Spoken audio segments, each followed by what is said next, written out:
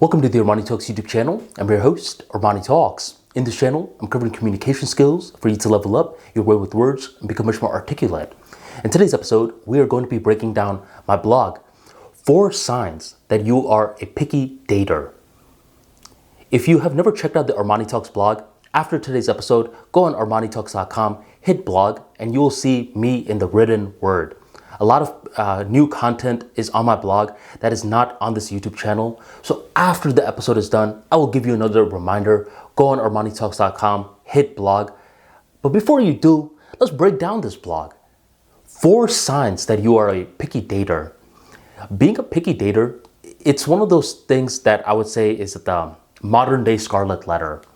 Soon as people start to say that this person is picky, you have the scarlet letter on your forehead. People are very hesitant to introduce you to their squad because they think you are unforgiving. They think you just look to find fault in others. And they'll say, no, actually, I don't know anyone. When you ask them, do you know anyone that I can go on a date with? Then you see their body language. They seemed very calm before. Now they're acting a little weird. You ask them, hey, is something wrong? They say, yeah, the word on the street is you're picky. And for picky people, they don't like to hear that because all these picky people, they have context as to why they're picky. They'll say, no, I know you heard that, but sit down. Let me explain to you why I was unfairly given that label. The scarlet letter is on your head. No one cares. Once you have that label, it's going to stick with you for some time until you learn to spot that you are pretty picky. And in today's episode, I'm going to give you these 4 signs that you need to watch out for. If you're ready and excited for today's talk, drop that like for me right on below. Sign number 1, you're very unforgiving. In dating apps, in meeting people, there are going to be a lot of mistakes that happen with other people's lifestyles. Maybe they got caught up in traffic, so they were 10 minutes late to the date. Maybe they forgot to respond back on time. Maybe something happened. You have to put in that maybe factor. And if you're someone who says no maybes are allowed, then you're going to be a very unforgiving individual. And when you are an unforgiving individual, you will see that in the future, you need someone to be forgiving towards you, but they have the same mindset that you currently have towards others. You don't ever factor in maybe, and maybe rightfully so. I mean, maybe a lot of times in the past, you were forgiving and you were burned for it. But a big part of maturity is to experience the past and then revisit the present with knowledge of the past, but don't let your current moment of the present be skewed by the past. Every now and then you have to be forgiving. When you are going to be forgiving, it's really up to you. Just know that if you're never forgiving, you are going to get that picky label. Number 2, you have a list of demands for others, but none for yourself. One of the worst dating advice that you will get, and this is very popular by the way, is when dating coaches say, create this detailed list. I mean, make it as detailed as you possibly can of what you want in the other partner. And when you do something like this, what happens is you start to lead with the ego too much. Let's say you find the perfect match and they have 6 of the traits out of your 50 item list, but they don't have the other 40 plus traits. You're going to say, I don't know what to do. So just like that, you knock this person out, even though this person can be a good fit for you. It's because you have too many demands. Instead of having too many demands, you literally just want to have 3 demands. These are what I call the non-negotiables. These non-negotiables are the things that you do not compromise on at all. Everything else can be dealt with. By doing this, you actually are not anxious all the time. You're not evaluating people with your ego too many times. Instead, you just see, okay, is this person willing to move to my location? Boom, 1 non-negotiable. It worked out. Is this person the same religion as me? Boom, another non-negotiable works out. And is this person down to have kids? Boom, another non-negotiable works out. You don't really care if this person's belt matches their shoes, which, by the way, a lot of people do care about, especially when they have these detailed lists. Forget the detailed list and just have 3 items and that's it. When you follow these dating coaches who tell you to get these detailed lists, you unfortunately become very picky, and that is not a good thing. 3, you cut it off after the first date. Now, this is a very polarized opinion, but I do think attraction can be built. I think if you are someone that is consistently cutting it off in the first date because you did not feel a spark, that is not the smart way to behave. Because you have to ask yourself the question, what exactly is the spark?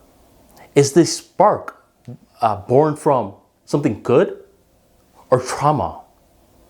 There have been times where I've seen people, they'll say, man, with this person, there was a spark. As soon as I walked in, I could just feel that. You see what I'm saying? I didn't really get what they were saying. I just let them talk. They talked some more. Eventually they said, you know what I just realized? This person looks a lot like my ex. Bingo. That's why they felt a spark. Because humans, they love familiar faces. So when we see someone that reminds us of someone that we know, we automatically just physiologically feel certain things. So this person felt a spark, but was it for the right reason? Not necessarily. That's why you don't always want to rely on the spark. You want to give it a couple of chances before you just cut it off. Now, if you're not attracted to the person at all, then sure, cut it off immediately. No need to waste time. But you want to ask yourself, wait, am I somewhat attracted to the person? And to answer that question, you want to ask the question, can I see myself ever kissing the person? If the thought of that does not gross you out, that means from there, you have a good foundation for the attraction to build.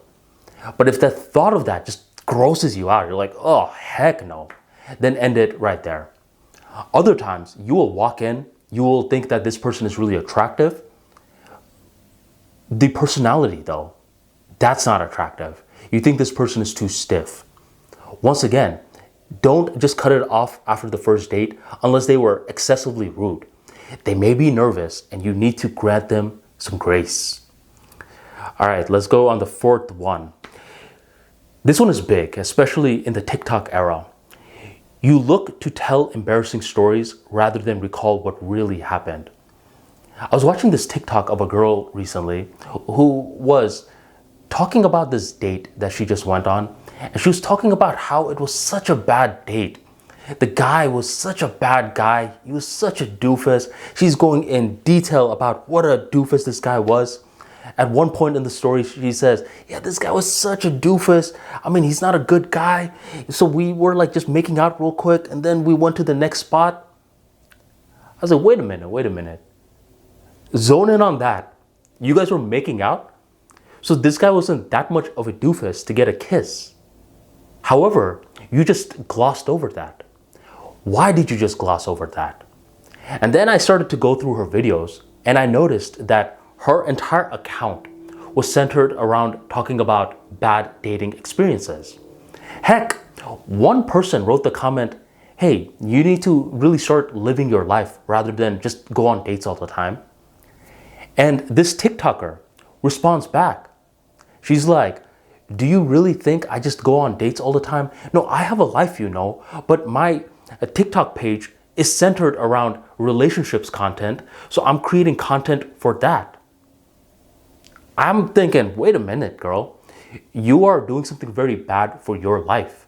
Number one, you're turning all these, what I would say are potentially reasonable dates into these comical scenarios just so you could feed an algorithm.